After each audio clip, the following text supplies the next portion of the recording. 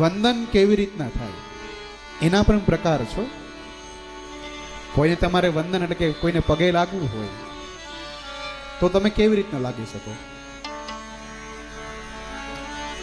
સાષ્ટાંગ એટલે 8 અંગોથી પણ થાય, એટલે મતલબ આખે આખું સુઈ જાવ, 8 અંગ.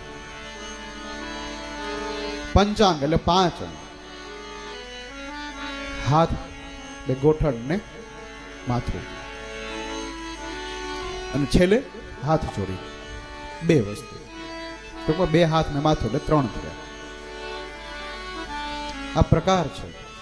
જ્યારે તમે તમારા ગુરુજનને અથવા કોઈ ભગવાનને પગે લાગવા જતા હોય, વંદન કરવા જતા હોય, ત્યાં અષ્ટાંગ અથવા 5 અંગોથી વંદન કરવા છે. ખાલી ઊભા ઊભા આમનામ કરવાથી કઈ મતલબ નથી. એ કોને કરી શકાય?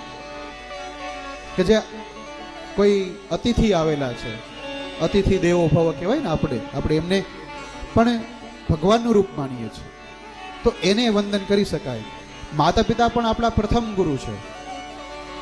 આપણા ગુરુજન જેની પાસે આપણે જ્ઞાન લીધું, શિક્ષા લીધી, એને પણ આપણે અષ્ટાંગ અથવા પંચાંગથી થઈ શકે.